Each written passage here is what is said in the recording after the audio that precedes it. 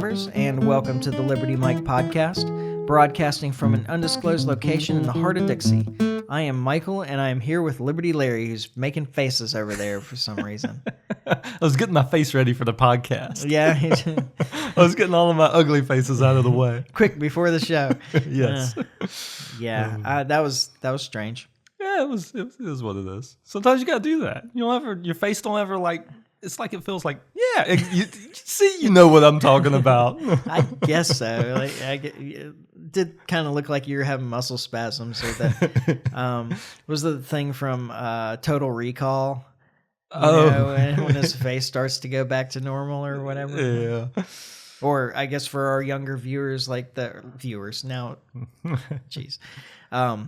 listeners, like the Harry Potter thing. Oh, the one where it's constantly changing the face. I don't even know what it's on, but I can picture it in my head though. One of the later, I think it's the last movie, but certainly Deathly Hallows, the book. That was 2 movies, so I don't remember which movie, but where they capture Harry, but Hermione hits him with the stinger curse or something like that and makes his face all swell up so they don't recognize him. Anyway. Yeah. Or I think you're thinking of the polyjuice potion. Is that the one where they take the polyjuice potion and it changes them to somebody else's face? Yeah. But in the meantime. Yeah. Yeah. Okay. Yeah. That's what your face looked like. that was me for a minute there. I've had an exciting few days. Oh, yeah, you have. Yeah. I think that I am rodent free again, except for the cats. Yeah. Did we talk about this on the podcast last week? No. Seems like, okay. I don't think so. I seem to remember you warning me about, but I couldn't remember if it was on the podcast or before, about noises in the attic. Oh. Gosh, was that happening last? It was, yeah. Friday. It was Friday. It was Friday, yeah. Because you warned me about potential for distractions because I'm easily distracted. But I can't remember if you did it before we started recording or right after we started recording. Okay. So. Well, I don't think I knew what it was then. Right? You didn't. No, you just knew that there was activity. I had some critters in my attic. I had some uninvited guests. Yeah. And then over the weekend, I got up there. Well, okay, no. It was Monday, I guess, that I got up there because I talked to some people at work and they said they had traps. And usually something gets into your attic here, it's squirrels. Yeah. And I was like, man, I hate squirrels. But then I was hearing stuff at 3 or 4 in the morning, and that's outside normal business hours for squirrels. For squirrel, yeah. So I was like, oh no, do I have rats Yeah. in my attic? Because your wife sent me a picture. Actually, I think when I was at the Libertarian Convention last year, your wife was taking care of my cats and sent me a picture of a giant rat running down the street. In the gutter on the other side of the street. I was like, man, I was better off not knowing that those things were running around. That was a sight to be seen, by the way. I was here when that happened. Oh, yeah? Oh, yeah. Man. Wow. So then I was like, oh, no. I have rats in my attic. Oh, this is disgusting. So I talked to some people at work that had some traps, and I was like, okay, sweet. And they said they would bring them on Tuesday. I could set up some traps in the attic and get rid of my rat problem. Yeah. But then I was hearing something skittering and chittering up in the attic Monday night, and I climbed up there, and I could tell exactly where it was, which, by the way, is right above my face when I sleep. Anyway, so I get up there with the flashlight and I climb out on the joist as far as I can. I'm leaning over the AC duct in my attic, shining the light into the part of the house where I can tell the noise is coming from. Yeah.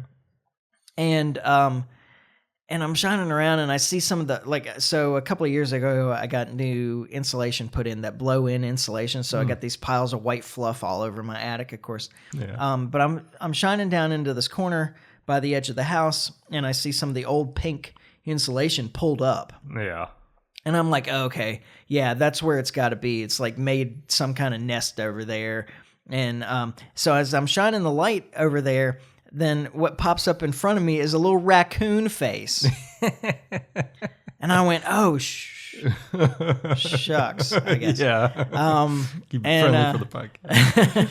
And so I was like, oh man, I've got a damn raccoon in my attic. This is bad. And so then I'm like, talk to the guys at the office, and I'm like, you don't need to bring the traps in. Like, I'm not dealing with a raccoon. I'm calling a professional in. Yeah, you're not doing for that. this. Raccoons are mean, and for some reason, I have also discovered that like women love raccoons. Is it the same kind of thing that makes them stay with an abusive guy for years and years or something? I'm not sure. Raccoons are mean, and they're terrible. Terrible. They're rodents. They're vermin. So this has been my adventures with vermin over the last few days. Which actually, now that I think about it, Adventures with Vermin could be a really good title for a podcast covering politics.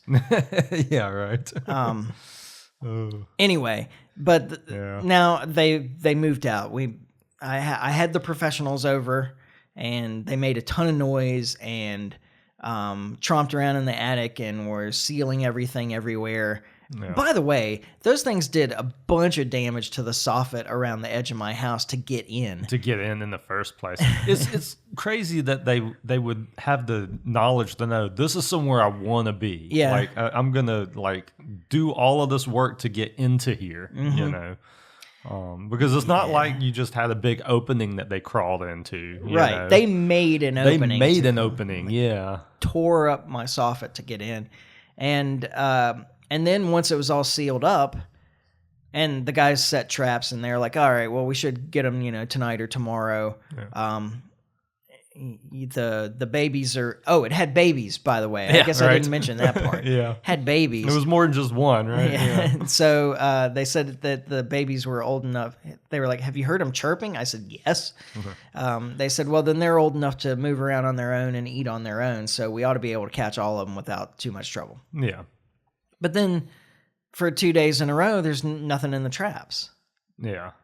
And so I walk around the edge of the house, and the soffit's torn up again. And I was like, I know those guys did a better job than that. Like, they didn't leave that sloppy ceiling there. Yeah. And so I sent a picture to the guy, and he's like, oh, yeah, no, it probably got out that way. Yeah. And then he came over today, and he gave me a close-up picture, and the raccoon had ripped 2 screws out. It was so traumatized by y'all coming up there that it was like, this is we're doing. If I'd have known now. that worked, I would have done that myself. I could have actually sealed up the soffit and everything myself. I wouldn't have had the steel mesh though that they use. Yeah, but still, you can buy it. Yeah, I could buy it. Anyway, that's been my last few days. Yeah. I slept in my bed again last night. I'd stopped sleeping in my bed once I found out it was a raccoon because I had this fear of a raccoon falling through the ceiling. Because, your ceiling's like just essentially drywall. Yeah, I was going to say my brother fell through a ceiling about a year ago. So, he's bigger than a raccoon, but a raccoon could come through. Yeah, if it was like jumping down from one of the joists or whatever, I don't see any reason that it couldn't go through the ceiling. Exactly. And so I had this fear of this raccoon falling through the ceiling, falling 6 feet onto the bed next to my head in the middle of the night. And that doesn't sound like a good time for anybody involved. That's what I need is a panicked raccoon right next to my face. Next to your head, yeah. So anyway, but it seems to all be over now. They moved out. Everything's resealed. Set the traps outside instead of inside in case they decide they want to come back in for some reason. Yeah. Cut all the limbs away from the house so there's nothing within 10 feet of the house that they can actually put their weight on. Given where you live, I would be shocked if those traps don't just start picking up different stuff. Oh, I know. If it catches that armadillo that roots around in the backyard sometimes that makes all that noise, I'm going to ask him to take that away too. Yeah. I won't blame you. So. Yeah, so good times. So been an interesting week. Yeah, absolutely. I did want to add something to the last podcast. We were talking about like professional opinions or what have you. And I just wanted to point out to people why you should be a little bit skeptical when they get academics out there, when the government has academics out there talking about why you should follow these particular government policies or reinforcing the government narrative about something, or just like supporting the growth of government in some fashion or another anyway. Yeah. Is that academia in this country is almost completely reliant on government money. Yeah. Most of those guys are paid in one way or another by the government. Either through all the government student loans, which supports their universities, but mostly through government research grants. Yeah. So academics are heavily reliant on taxpayer money distributed by the government, and they have an incentive, therefore, to support the government's position. Well, and academia in this country is more just like a propaganda outfit anyway. I mean, in not completely, but there's a lot of propaganda that comes out of your universities, and that's whether you're a student or an administrator, like that's a big part of just college in general, depending on where you go. Some are worse than others. It does make a difference where you go. It makes a difference the course of your study too. That's true. If you're in the humanities, you're going to get a lot more of that than if you're in the sciences. Okay, I can see that. But that's and actually that's part of my point though, or something that I wanted to stress as well, is even when they're getting scientists out there, like real hard science people out there to talk about things, they still have an incentive to support the government line. Yeah, because a lot of that research is paid for by taxpayer money. And the last thing you want to do if you're fishing for the next, at some point you're going to be fishing for a grant, is to get on the wrong side of the government. Yeah. Look up Peter Duesberg. Everybody should look up Peter Duesberg anyway, because he's just kind of a fascinating guy. But he's a well-credentialed medical doctor doing research out in, I want to say UC Berkeley, but I don't remember. Anyway, he committed the mortal sin of suggesting that AIDS was not caused by the HIV virus. Okay. Which has been a real important government money sink for a long time. Yeah. If you start looking into the history of this, one of Fauci's big things was spending all this taxpayer money researching a HIV vaccine. I was going to say, he wanted the vaccine. Yeah. Or AIDS vaccine, I guess is what they usually call it. But, and Duesberg's got a real strong argument as to why HIV cannot be the cause of AIDS. Yeah. But that's one of these like sacred stones or whatever for government funding. Yeah. And he had been heavily supported by NIH before he made these claims publicly. Yeah. And then it was, if you listen to him talk about it, he said there was a paper that came out that they called him, or before the paper came out, they called him and asked him to sign on to it after they had dropped a bunch of his funding. Yeah. And he was continuing to petition for grants and was being rejected. And there was this paper that said that AIDS was the result of HIV, and they strongly suggested that he put his name on it too. Yeah. If you ever want to get a grant again. Yeah. I mean, I'm sure I don't say that, but that's the implication. It's very mafia tactics. Yeah. And he refused to do it. And the guy had never had a grant rejected by NIH before his position became known on the HIV/AIDS connection, and has never gotten one since. Yeah. And they've completely ruined his career to the point where he doesn't get grad students anymore because, people will tell the grad students, like, you don't want to sign on to this guy. It's career suicide. Yeah. And, so there you go. Yeah. It's a crazy system. It makes, as far as like furthering knowledge, it's such a just poor system to try to use to do that. Talking about just grants and stuff through the government. Like, there's no way that it won't be corrupt. Like, there's no way to root that corruption out. Yeah. I mean, the private sector is where the stuff needs to come from. Yeah. And historically it has. And I know that we talked about this before, but people say, well, if you didn't have government funding this research, none of this research would get funded. No, that's not true. There's profit in it. Yeah. And there's people that just have a lot of money that are interested in things, which is historically how it's been done. Absolutely. You have some rich prince or duke or whatever who's just kind of curious about things and gives money to somebody that seems to be, or isn't even curious about things themselves, but just gives money to people that seem to be tracking stuff down. Yeah. that they find interesting. Exactly. Not the stuff that's being tracked down, but the person themselves. Like, oh, this guy seems really smart. I should give him money to pursue whatever it is that he's trying to get. Yeah. Maybe I'll profit on it in the future, but if not, Yeah, right. There's no skin off my back. Yeah, exactly. I got money to waste. Yeah. You talk about Elon Musk with the, or Bezos is probably a better example with the space stuff. Yeah. Because I don't think Bezos is getting government money for his space stuff. It's just something that he has an interest in and has money to waste. Yeah, yeah.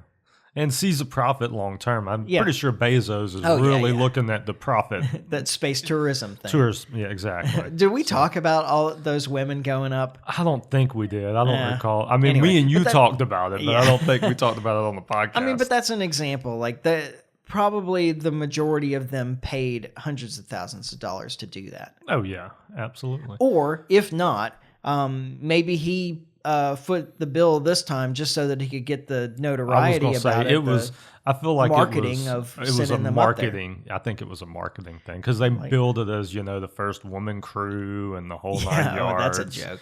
Yeah, they literally took a ride so not like they were piloting the ship back. So and it's not to say that you should completely disregard expert opinions. That's absolutely that would never not. be. I mean, I consult experts all the time on a broad range of topics that interest me. Yeah, but be skeptical of the guys that are out there, of academics that are out there touting the government line. Yeah, well, that and when you're look who pays their bills. Oh, absolutely. And just when you're researching something, get a wide variety of opinions. Yeah. Just because the one guy sounds good, check out the other guy too. Like you want to always hear both sides, and like I say, guaranteed one side's going to be a government funded side, and the other side isn't. Yeah, and the other thing that you'll often find is that one side's making a good argument, and the other side's presenting data. Yeah. Yeah. Well, and both of those can be valuable. Yeah. Now, I one of my favorite quotes is Mark Twain's, there are 3 kinds of lies, damn lies, and statistics. Yeah. But not all data is statistics. Yeah, yeah. I mean, there's a wide variety of types of data that you can be. Stuff that's, depending on what you're researching, stuff that's important, stuff that's not. You know. Not all numbers are statistics. Yeah. Sometimes it's just a recording. Yeah, exactly. All right. Well, I just wanted to add that in there because I think it's important for people. And I think just one thing I want to mention. The skepticism toolkit is important. Yeah, well, that's kind of the point I would want to drive home, and just the fact that somebody doesn't have to have a degree from a university to be considered an expert. Like somebody that's well read and just versed in a subject can be an expert too. Yeah. And that's something that so oftentimes that particularly people from the left want to throw back in other people's faces. Well, they're not an expert. It's like, well, I don't know. They've done a lot of research. They've spent more time researching it than I have. Yeah. I mean, so that's like I said, credentials aren't everything. Yeah. Well, just because you don't have a degree in something doesn't mean that you don't know anything about it. Doesn't mean you can't be an expert. This is more suggested reading, I suppose, for our audience, but I'm a huge Carl Sagan fan. I've read a whole lot of what he's put out. I find him to be one of the most interesting science popularizers in our nation's history, really. Like, this is a guy who was brilliant guy. Yeah. And very competent and capable, and was it was a real focus of his career to make science available to everybody. Yeah. And to get everybody to be science literate and so forth. And noble goals, I think. And he's a great writer. And I probably, when I talk about Sagan's writing, people think Contact, which I've read also. Yeah. But there's a bunch of collections of essays and so forth, collections of speeches that he gave, presentations and so forth that are just really interesting reading. Yeah. And actually reading him is better than listening to him because there's a weird cadence in the way he speaks that makes him difficult to listen to. Yeah. For some people, and I'm one of them. I like listening to him anyway because I'm just kind of fascinated. Because you're interested in what he has to say. But he can be difficult to listen to. not like RFKJ difficult to listen to, but just the cadence of the way he presents things can be kind of annoying. Yeah. So reading his presentations is preferable in a lot of ways. Yeah. To me. But there's a book of his called The Demon Haunted World. Yeah. Which he kept referring to as his skepticism toolkit. Like the way to evaluate arguments and find the bunk. Okay. Yeah. And it's a really great book. It's a fun read. I actually think I read a segment of it on the podcast way back when about if your neighbor claims they have a dragon in their garage. The dragon in the garage, yeah. Yeah. And he just goes through step by step. Well, I ask this question and they provide this kind of answer as an excuse to why you can't get data that way. Yeah. And at the end of it all, what's the difference between having a dragon in the garage that is completely immeasurable in any way and not having a dragon at all? Yeah, exactly. And it's a good book. Everybody should read it. This I have thought since I first read it when I was like in my early 20s that this should be part of every high school curriculum. Yeah. Like everybody should have to read this in high school to just get a little taste of what it really means to be a skeptic and to challenge an argument and to evaluate the responses that you're getting. Yeah. What's the name of the book again? Demon Haunted World. All right. Just so everybody's got it. Okay. We can move on from that. That was only supposed to be like a little thing that I was going to bring up, and it turned into a bigger thing. Yeah. And now instead I'm going to take what I had expected to be a big thing, but I can't really find a lot of data on it, and I'm going to turn it into a little thing. All right. Which is Thomas Massey, who's the only person that I seem to be able to get any information from. Yeah. Thomas Massey was making a point of trying to get the information out there that all of these cuts that the Department of Government Efficiency had suggested, the votes on these in the House of Representatives have been canceled. Yeah. So all of these suggested cuts from DOGE that everybody was excited about, finally reducing the size of government, well, DOGE can't really enact them, although they have been. They've been doing some things, but they're limited in their capacity. Right. They have to be approved. The House of Representatives holds the purse strings. Yep. All right. So there were votes scheduled in the House to vote on a bunch of these suggested cuts, and they were quietly canceled. Yeah. All the votes. So it looks like there's going to be no budgetary changes. That is insane.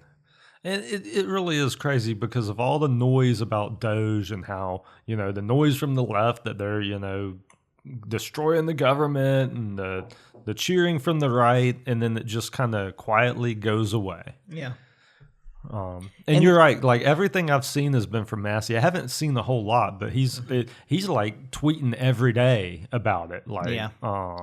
And it's on deaf ears. I mean, it's not getting picked up by the media, like nothing. It's just like gone. And the people who should be really angry about this are the people who have Republican representatives. Yes. Because this was the big Republican thing. Yep. And the truth is it was just a big show. Yep. It's a big show for the public, but they're not actually going to do anything. Yeah, which is the same thing with the Tea Party movement under Obama. It's always a big talk about what we're going to do to the government, but then when it comes time to actually start making action, it's what you would expect from Congress. You get none of it. Yeah. You wouldn't have high expectations of Congress fixing something. Adventures with Vermin. Yes, absolutely. So, unfortunately, I was hoping that I'd have more to say about that because I think that that's really important. Yeah. But there's nothing to say because nobody's covering it. Yeah. Like I said, everything I've seen has been from Massey. Or at least, I haven't been able to find anybody covering it. And I have gone as far as going to, the Foundation for Economic Education. Yeah. And, these are a couple of pretty libertarian organizations that I'm going to mention. The Foundation for Economic Education, and the Future of Freedom Foundation. Yeah. But those are outlets that would usually kind of cover these sorts of issues, even when nobody else was. And there's nothing there either. Wow. Well, because they're probably in the same boat we are talking about it. Like, there's not a whole lot to say because nothing's happening. Yeah. You would think that they would at least be like raising the point like we are, though. Mm-hmm. Or at least maybe they are in their podcasts. I don't know. I don't listen to their podcasts. Yeah. Like, I hadn't seen anything at Mises either. Yeah. Well, you would think they would at least be like amplifying Massey, because to me that's where that's the objective is. Yeah, he's the one making the noise. You amplify him. So what was the? I can't think of his name right now. The only person that I've seen amplifying Massey actually on this is Jimmy Dore. Really? Yeah. Of all the people. Yeah. I was like, oh, well, Jimmy Dore's got a way bigger audience than us. I'm glad he's talking about it. Yeah. Well, maybe it is out there more on the podcast. I've kind of got my podcast. That's the only place that I've seen it. I mean, and I haven't, like Glenn Greenwald's not talking about it. Like I said, I haven't heard it on the Mises podcasts. Yeah. Tom Woods. I haven't heard it from Tom Woods. I haven't heard it from Bridget Fetisi, which I'm not really surprised about that. She doesn't know anything about economics. She doesn't talk about it very much. Yeah. But I don't know, man. It's just not out there. Yeah, it's just not out there. But just be aware that all these things that they said they were going to do, now that they have the opportunity to do it, they have just brushed it aside. Completely walked away from it. Yeah. Okay, so this is something that I did want to talk about because this is important in a couple of ways, I think. Last week, the Trump administration negotiated the release of the last American hostage of Hamas. Yeah. And they did that with Qatar's help? Yeah, it was... I think it was Qatar and the UAE. Was it? Okay. Maybe. There were mediators in the negotiations. Okay. But it got done. And there are a couple of things that are important to note about it. One is that it was done without any knowledge or involvement of Israel. That's definitely notable. Yeah. The other thing, and so probably there's two ways that you can, so there's been two ways that I've heard the media talk about it. One is that, well, of course, Hamas gave up this American, because they want to take away any excuse that the U.S. has to stay involved in the war in Gaza. Yeah. That's reasonable, actually. Pretty smart on them. Yeah, but here's the other part of that is that we had no reason to be involved in the war in Gaza anyway. Right? Yeah. This is not why we needed to be involved in Gaza. The war is not bringing home hostages. Yes. That's the other part of it is that the U.S. negotiated it outside of Israel because Israel has no interest in getting the hostages released. Yeah. The Israeli government. Yeah. There are plenty of people in Israel. The people of Israel are very concerned about getting them back. But you're right, the government. Yeah. Netanyahu and the Likudnik government of Israel, the hostages are an excuse to prosecute the war. Exactly. And there's a strong public opinion in Israel that they should exchange the hostages for a ceasefire. And this Likudnik government doesn't want a ceasefire. Yeah. And if they actually got the hostages released, there would be strong public pressure for them to end the war. Yeah. And so they're actually incentivized not to get the hostages released. Exactly. So, yeah, I mean, you almost think it would be in Hamas's best interest to just free the hostages. Yeah. Just let them go, and then that puts Bibi in a bad position because it's going to be a lot harder to prosecute the war once the hostages are released. Yeah, once he gets like real public pressure to end the war, it would be a lot harder for him to continue to prosecute the war. At the same time, though, Hamas then doesn't have any leverage. Yeah, I mean it hurts them in one respect because they're trying to use those hostages as leverage to get a ceasefire and eventual peace. They're trying to get they're not looking for a ceasefire with the hostages. They're looking for a permanent peace. Permanent with the peace, hostages. yeah. But you're right as far as losing that leverage. Yeah. But it definitely hurts the part of the Israeli government that wants to continue to prosecute the war. It's just going to be harder to do once the hostages aren't there anymore. Yeah, and they're particularly like the families of the hostages are enraged with the Israeli government at this point for not making any effort. And there was a well, and it's the example that Dave Smith always uses of if you've got hostages in the building and the police decide to just blow up the building to take care of the hostage takers, like that's not a good tactic. And that's more or less the tactic that the Israeli government's using, is that there's hostages in there, so we're going to bomb the place till they let them go. Yeah. I mean, I butchered his example, but I mean that is what you're doing, Of interest, I think. I'm actually glad that we ended up having to come back to this because we had some technical issues. We did, yeah. But I had forgotten that I'd taken the screenshot. The Israeli newspaper Haaretz was reporting on a military briefing that was given with important Israeli military representatives. Yeah. And it said the briefing began. This is like I said. This is in Haaretz, which is the Israeli. This is boots on the ground, right? Israeli newspaper. Yeah. Yeah. The briefing began with a presentation of the operation's goals, which were listed in order as defeating Hamas, operational control of territory, demilitarization. Let me try that one again. Demilitarization of the territory, destroying sites of Hamas rule, concentration and movement of the population, yeah, and last, returning the hostages.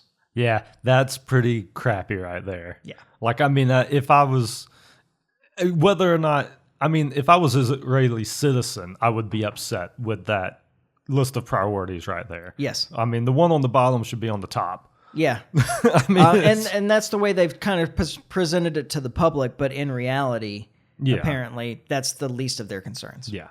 Well, and it's borne out through their actions. I'm also disturbed by the movement and concentration of the population. Well, I mean, that's into camps, moving and concentrating them in camps. I mean, let's make no mistake here. That is what Israel wants to do. Sure. Like, I mean, I feel like that's pretty well an open secret. I don't see any other argument. Like that's just what they're interested in doing. Yeah. All of their actions bear that out. I'll put it that way. Mm-hmm. I mean, they may not come out and say that, although they kind of did right there. But I mean, that's all of the actions indicate that that's the direction this is heading. Yeah. So the Trump administration secured the release of this American-Israeli hostage who was fighting with the IDF, had enlisted and was fighting with the IDF. Yeah. And I think an important question to contemplate. I'm sorry, I don't know what all we lost here because but that's okay. We probably could have continued on and nobody would have known because of where it cut off was like a really important point. But if I'm repeating myself, it's because I don't know exactly what was lost. Yeah. And if it seems like it's a total non sequitur, it's because I'm not sure what was lost. I'm pretty sure we were getting into who this guy is though, but we need to bear it out that this guy was a dual citizen and not, I mean, he's a U.S. citizen, but he's also an Israeli citizen. Yeah, and he was not just some tourist that was caught up in the crossfire. Yeah. He's a dual citizen, and he enlisted in the IDF and was captured by Hamas in Israeli military uniform. Yeah. Active duty. Absolutely. Like that's worth noting. I mean, and it's not that they haven't mentioned that on the mainstream, but they hadn't really laid it out the way you just did. Yeah. So, but I think an important question to contemplate here is how much responsibility does the U.S. government have to a U.S. citizen captured by a foreign military while fighting for another foreign military?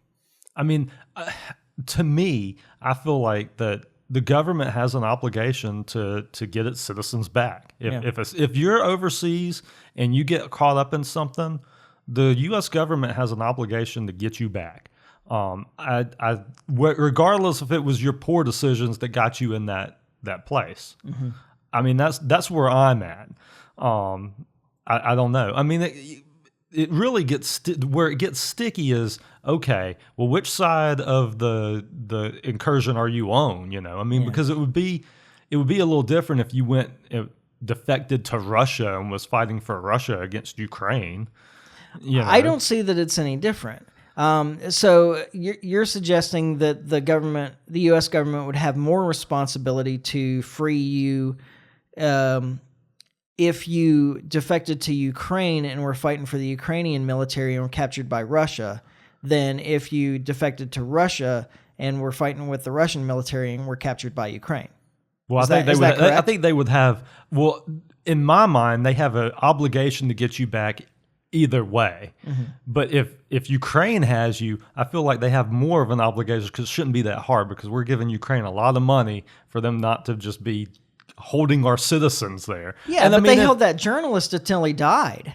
Yeah, but he was on the other side. Yeah, but he was an American citizen being held by the Ukrainian government. Yeah, well, I'm not saying it's right. Like, Ukraine should have turned him over to us. You're talking about people that are on the other side also. But you see, like the journalist was on the other side, and so would anybody who was a Russian fighting for Russia that was captured by Ukraine. Yeah, but my position is that the U.S. government has an obligation to get you back either way. Yeah. But to me, it should be easier for them to get you back if Ukraine has you, because we're giving Ukraine a bunch of money anyway. So Ukraine should be under some kind of obligation to do what we ask them to. Well, whereas Russia is not. That's it's interesting that you put it that way, though, because we're supporting Israel in their war against Gaza, and Gaza gave up this guy for nothing.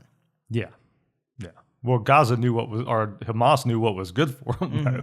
I mean, they're acting in their own self-interest. Yeah, you're right. I should have made that more clear. Like, we're supporting Israel against Gaza, and Hamas gave up this guy.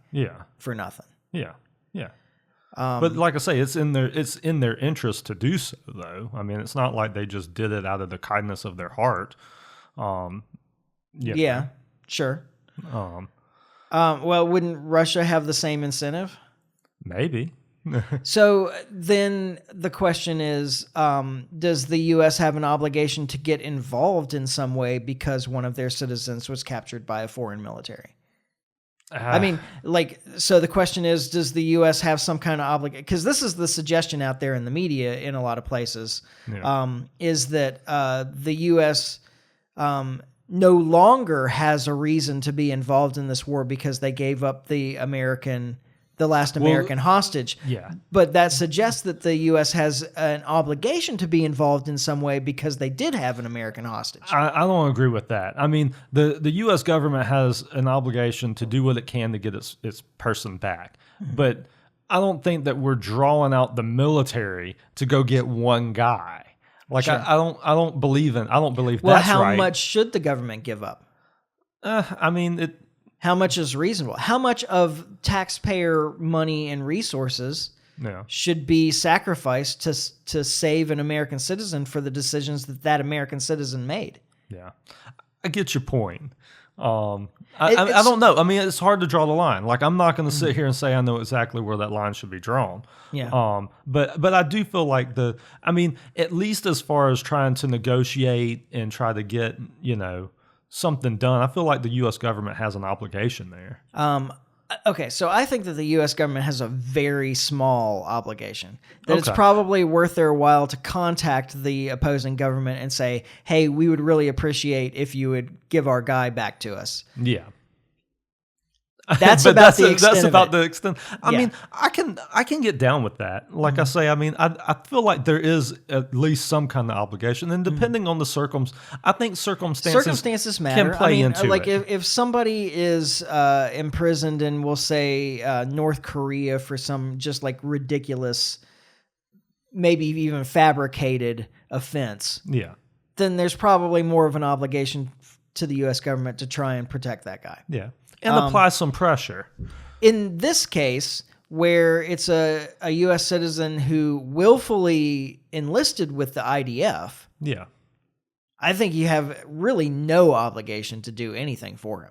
And I disagree with that. I feel like that there is an obligation there to at least try to make an effort to negotiate and do something. Now, how much you're going to give up is a topic worth discussing, but I feel like there's still an obligation there. You're still a U.S. citizen, and I mean, if government has any job at all, it's to protect its citizens.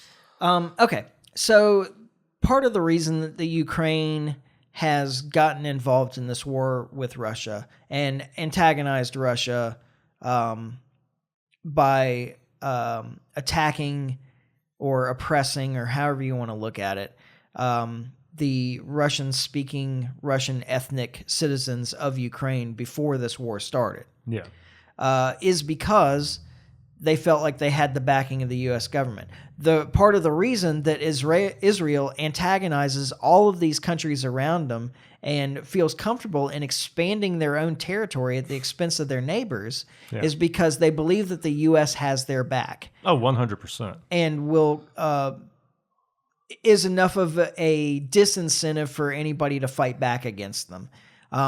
It allows weaker nations to bully bigger nations around them because they believe they have the backing of the biggest military that's ever existed in the history of the world, in case they get themselves in trouble through their own belligerent actions. Absolutely. All right. I think the same thing applies to U.S. citizens. Okay. Now, I will say that I absolutely think that the U.S. government has more of an obligation, although not a very big one, but more of an obligation to protect U.S. citizens when they're being stupid in other countries than it has to protect other countries being stupid against other countries. Yeah. All right. But I think that if there's too much, especially if there's too much of the U.S. government will come and rescue you, it incentivizes, or at least disincentivizes, Americans of being respectful to the cultures and countries and the laws of the places where they are. I get your argument, and I don't completely disagree with you, but I still think if you go to China and just start acting a fool, I think you know the risk. And the odds of the U.S. coming and sending in the Marines to come get you is pretty low. Sure, it is, but the U.S. may give up a bunch of money to get you back, or give up absolutely Chinese and I don't have national that's to something get you else. Back. I don't have a problem with. So let's just use the China example. Like, you go to China and act the fool and end up in the Chinese prison, and the U.S. government waste a bunch of resources getting you back. I think you're liable when you get back to the U.S. to pay some penalties or have some kind of repercussions for your actions in China. Okay, that's fair. That's fair. I don't think that you want to give people... I don't think you get a free pass. Yeah. I don't think you want to give people a safety net that allows them to feel like they don't have to be respectful of the place that they are. Yeah.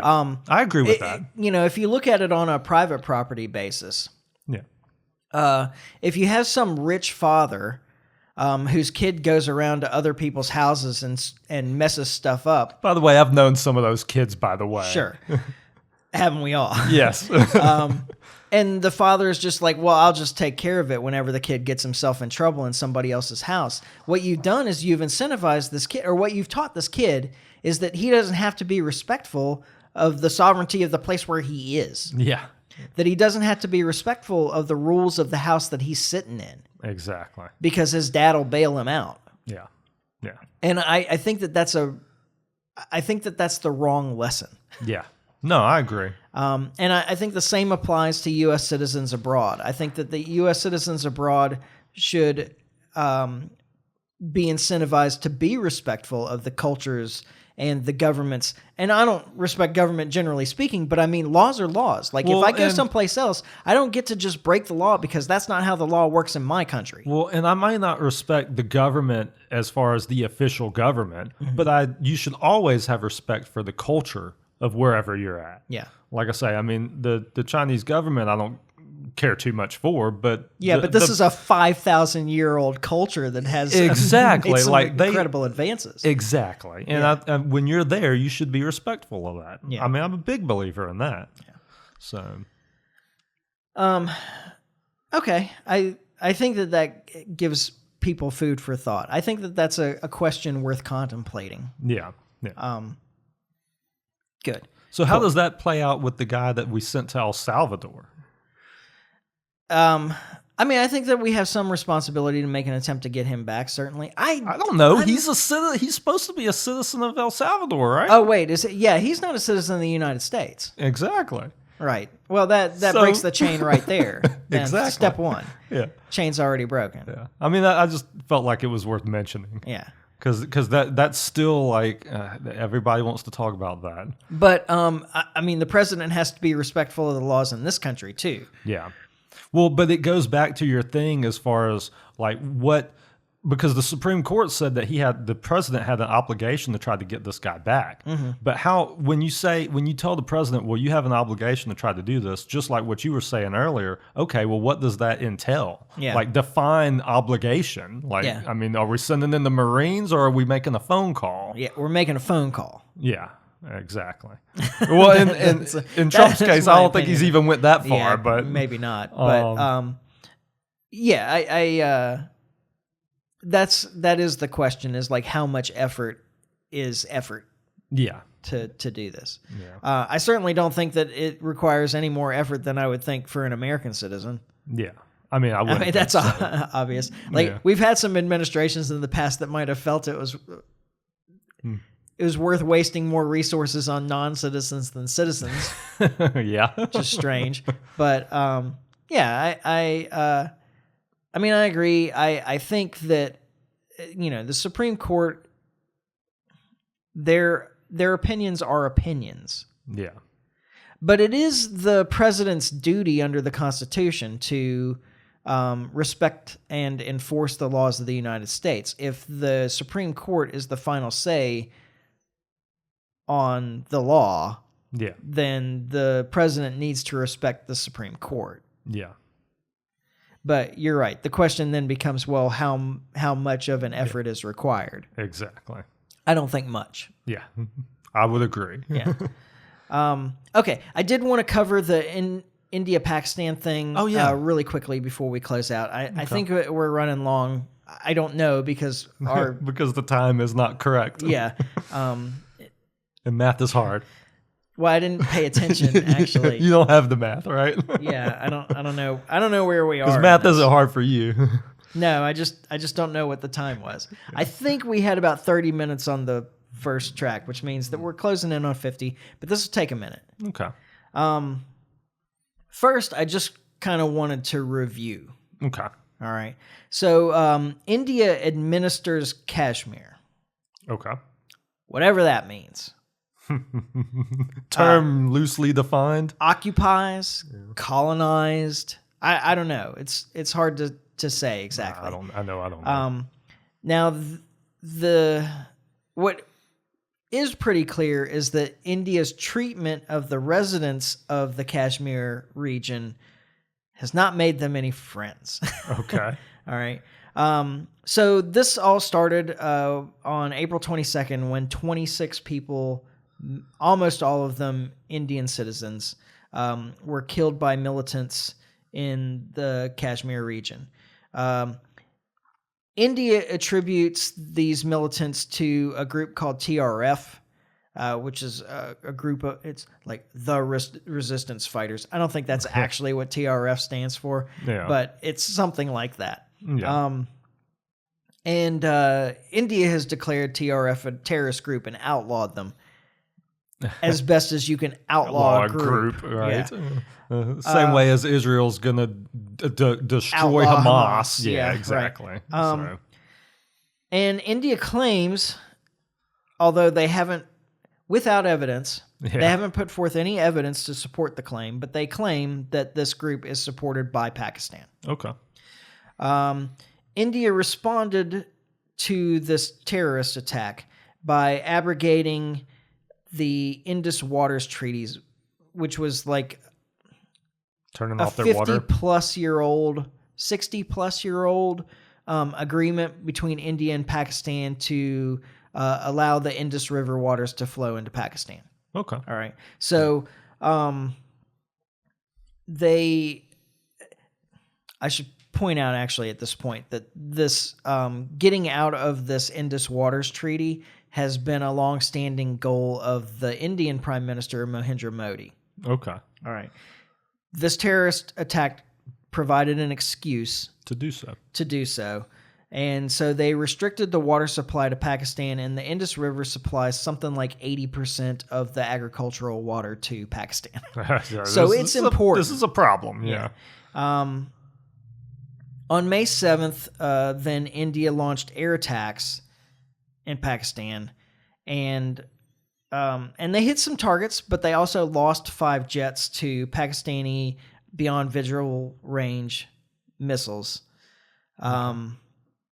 which they didn't expect. Oh, yeah. Okay. Yeah. And so this was kind of an embarrassment for India to lose these modern jets. There were a couple of Russian jets, and I think they were mostly French Rafale fighter craft. What happened to the pilots? I don't know, actually. Be curious. I mean, are they POWs now? Probably dead. Probably. But maybe not. I don't know. Yeah, if they ejected. Yeah. I don't know that you eject, though. It doesn't happen that frequently anymore with the way the missiles work, because if they get close enough, they explode and they send shrapnel out in all directions to prevent you from ejecting. Well, no, I mean it's just how it hits. Okay. Yeah. So they have like a distance sensor. That's not the right word. You know what I mean? Yeah, I get what you're saying. Yeah. When the missile detects an object close enough to it, it goes off. Yeah, it explodes and sends the shrapnel out everywhere. I did not know how that worked. That's how, as I understand it, that's how most modern air-to-air missiles work. Okay, I did not know that. And the idea is the shrapnel will do enough damage to the aircraft that it can't fly anymore. Yeah. But I think that there's a pretty good chance that shrapnel also does enough damage to the pilot that the pilot won't fly anymore either. Yeah, I can see that. Yeah.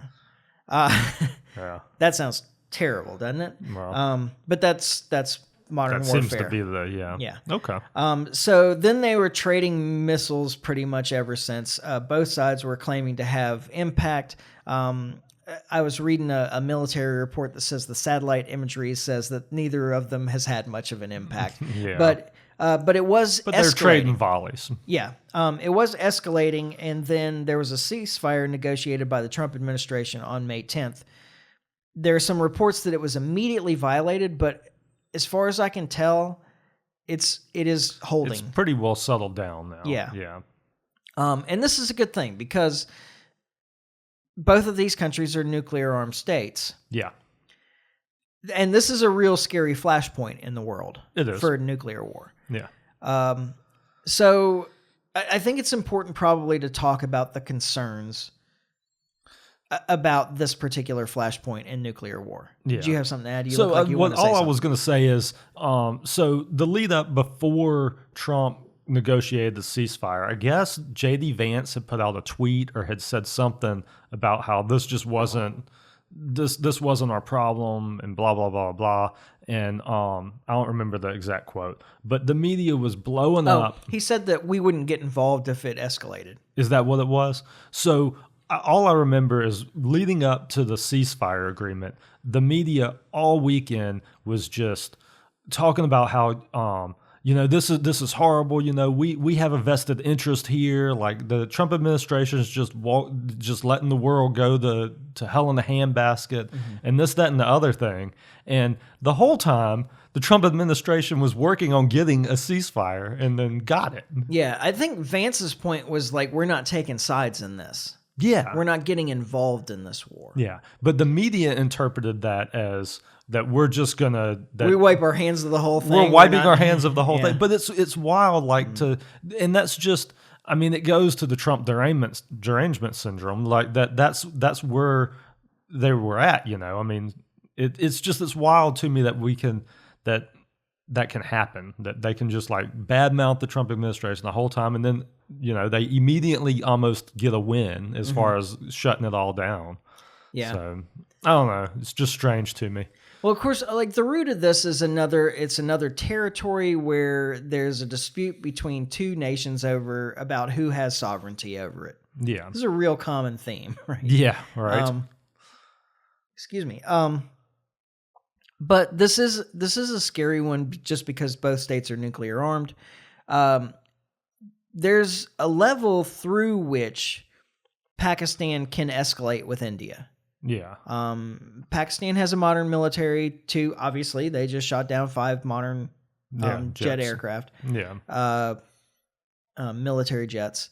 And so there's a point through which Pakistan can escalate with India.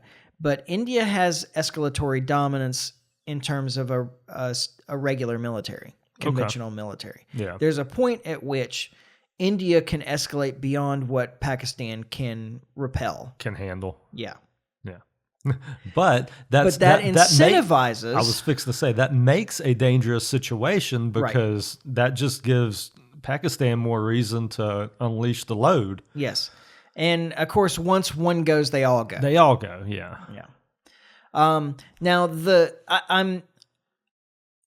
this is not all doom and gloom. I'm actually pretty white pilled on this situation over there. I suspect, this is essentially settled for now. It will come up again. Yeah. There's no doubt.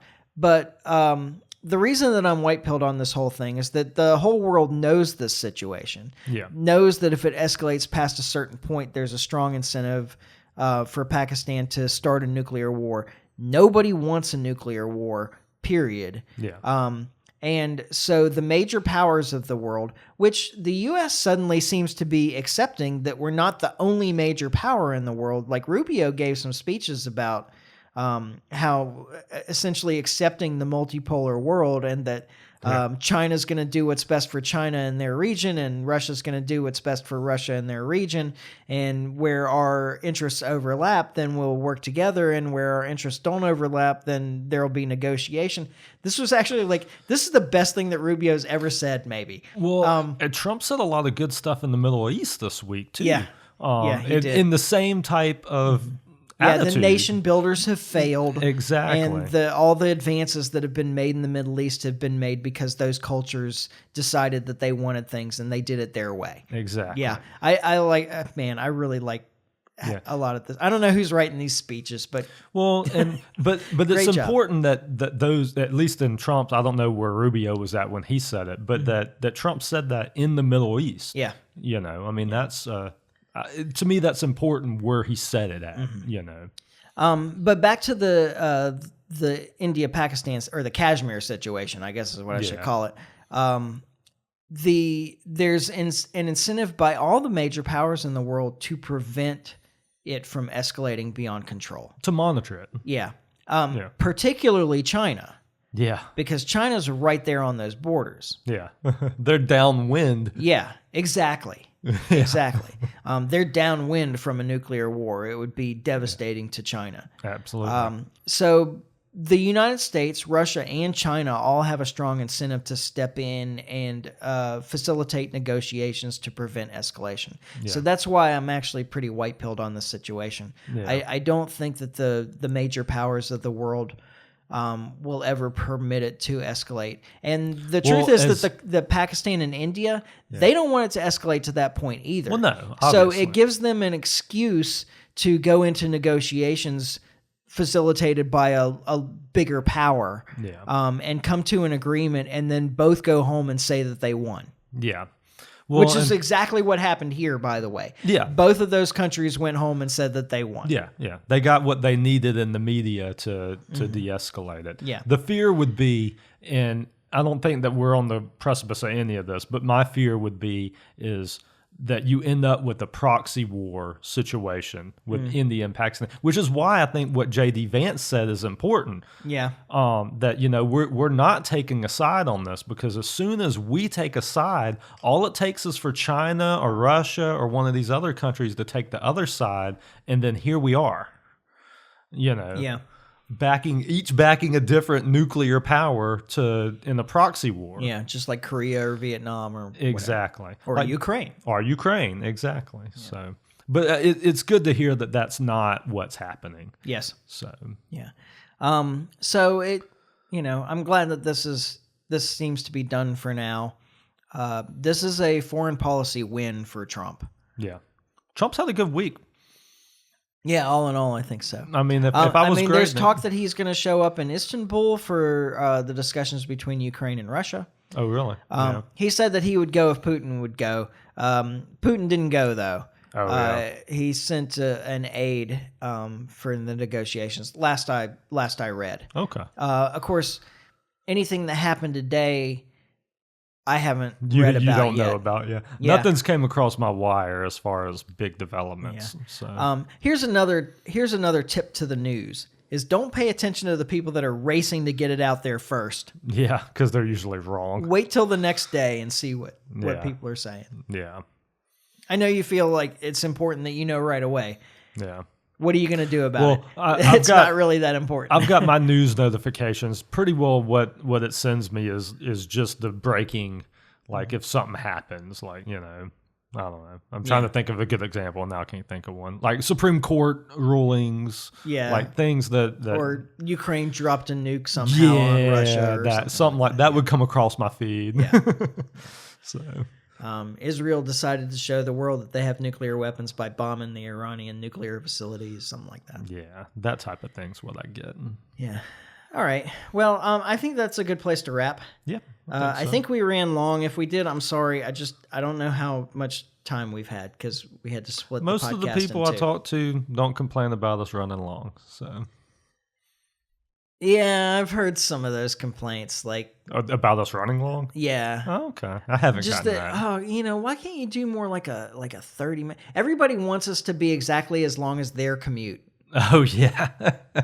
Well, you just got to pick up where you left off. So my tip on that is because I cut off podcasts because of drives all day long. Mm-hmm. And what I do is before I shut the car off and stop the podcast, I hit the little thing on my watch to wind it back like 30 seconds. Yeah. That way, when I get back in the car, I got a little primer where I was at. Oh yeah, that's what we were talking about. Yeah. What were we talking about? No. That's what you get out of your little 30 seconds. Oh, yeah. That's what I get out of my little 30 seconds. Yeah, so I'm kind of back in the loop. I'm not like trying to remember where I left off. I do essentially that too. Yeah. I try and cut it off at a normal stopping point, like something like maybe we're not done with the topic, but we're at a natural break. Yeah. Yeah. But I have to do that sometimes too. I get back in the car and the podcast picks up and I'm like, what is this about again? And I have to back it up. So I just do it before I shut. That way, when I get in the car and it starts up, I've got that little. That's one of the great things I'll say about YouTube is that if you at the end of the day at work, I listen to YouTube stuff while I'm at work all the time. Yeah. If at the end of the day, I close down and I haven't finished a particular video, when I start it up the next day, it does exactly that. Oh, it starts about 30 seconds before behind. Where I shut it down. That's a good, that works. So, for those of you that listen to us on YouTube, yeah, you already know that. Yeah. Okay. Because we run long. Because we always run long. Yeah.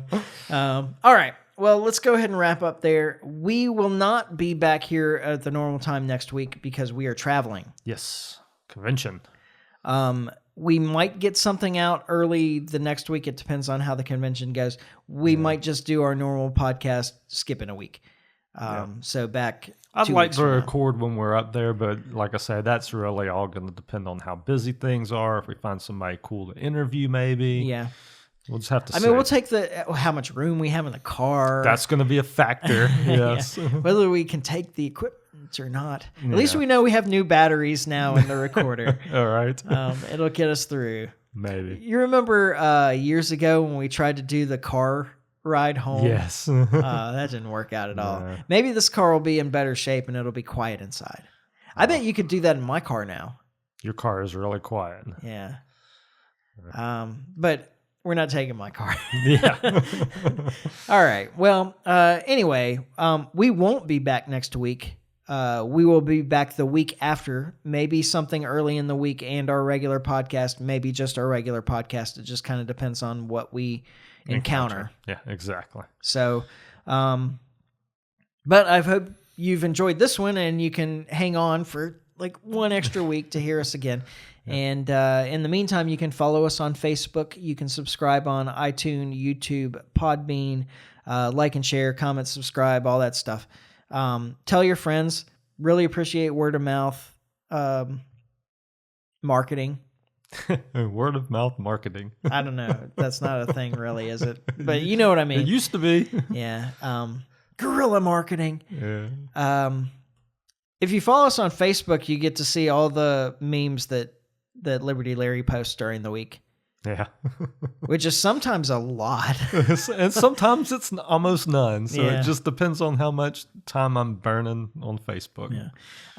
But we'll be back week after next when we finally get this right. And in the meantime, try to stay free. Life short, live free. Ciao. Later. Oh, and if you're at the convention and you want to say hi, come by and say hi. We'd love to meet you if we haven't already. Absolutely. And we'd love to see you again if we have met you already. Yeah. So there's all that. All right. Ciao. Later.